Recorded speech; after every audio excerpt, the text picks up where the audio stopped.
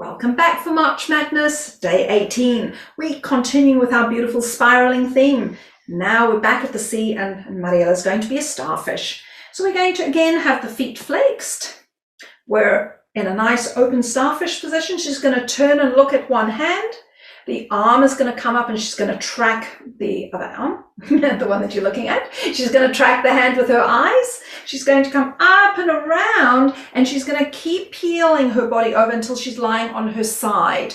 The leg that's at the top is turned in, the leg at the bottom is turned out, making sure your feet are still flexed. And then she's just going to breathe and she's going to stretch and then she's going to roll back and she's going to follow the hand out. She's going to turn her head back to the side, coming up. You're going to roll on through. You might have to lift your head a bit here to get round the corner, using those oblique muscles we worked earlier in the month. And we're going to breathe and stretch, and then we're going to slowly articulate our way back and open. So you want to be doing this 2 or 3 times on each side. You'll be surprised where you find tight areas in your body, but it's an absolutely beautiful way to start your day.